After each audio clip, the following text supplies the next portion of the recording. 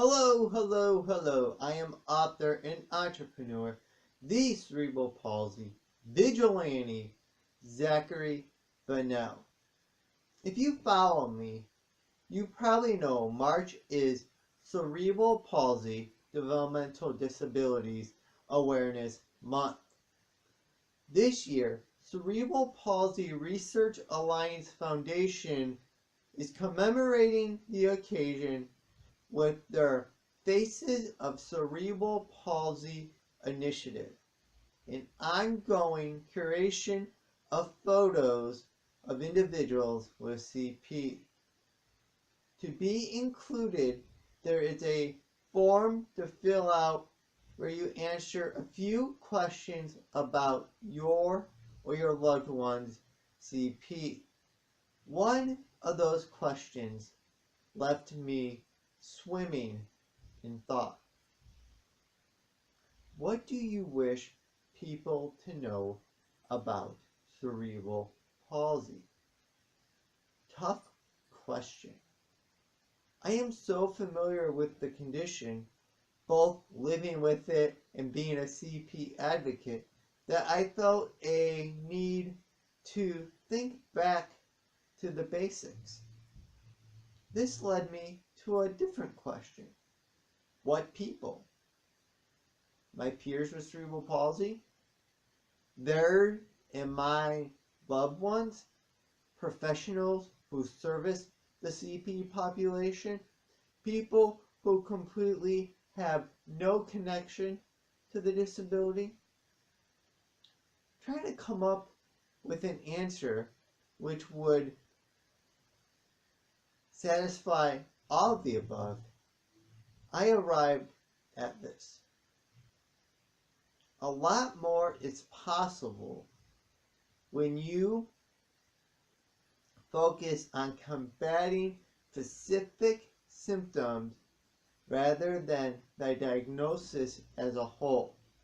Again, to repeat, a lot more becomes possible when you focus on combating specific symptoms rather than the diagnosis as a whole.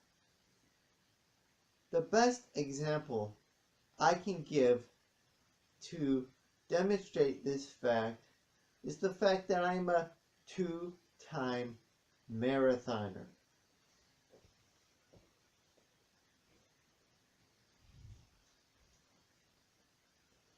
Towpath Marathon, baby.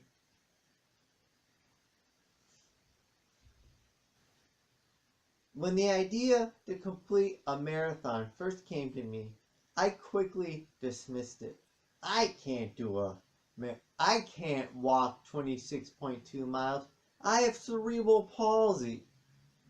So instead, I internally compromised and started training for a half marathon. In my mind, I decided 13.1 miles would be where I physically peaked.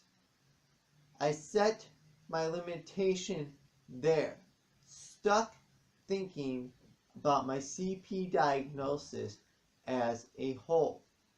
Thankfully, I had a good friend who pushed me beyond.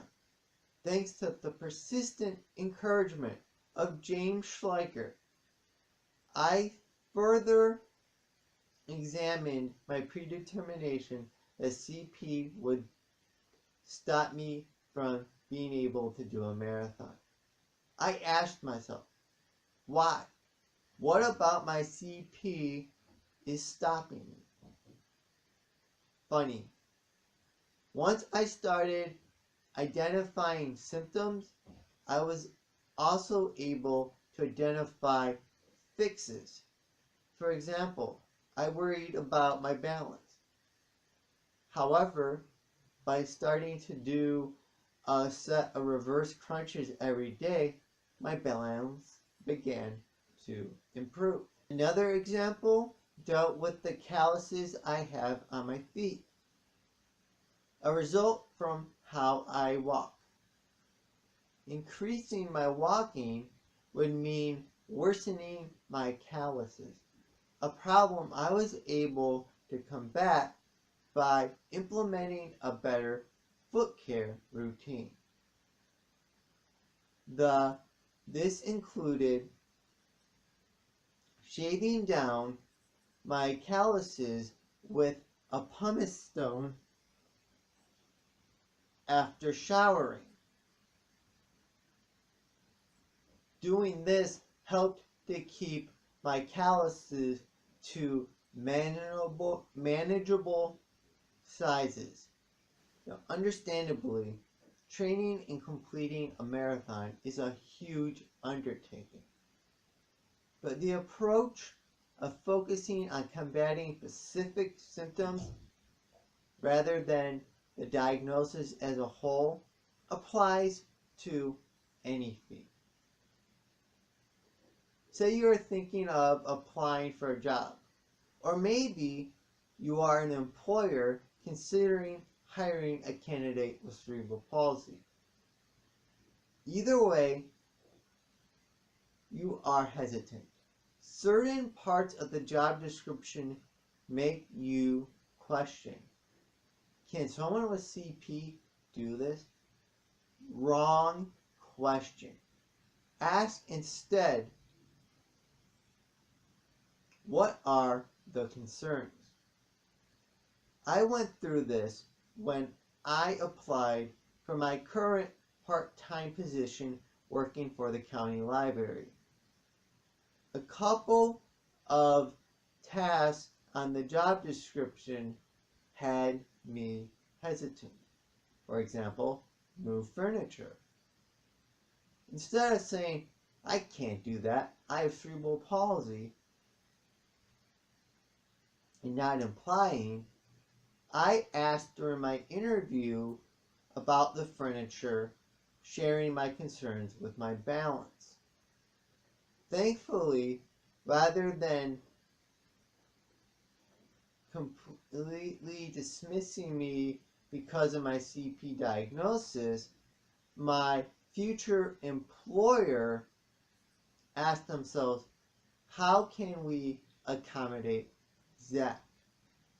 From the rest of the interview, they thought I could bring value to their team, and as such, they wanted to accommodate me. And over the last almost 2 years, I have become a valuable member of said team. Value stands a key word in why I wish people knew about CP.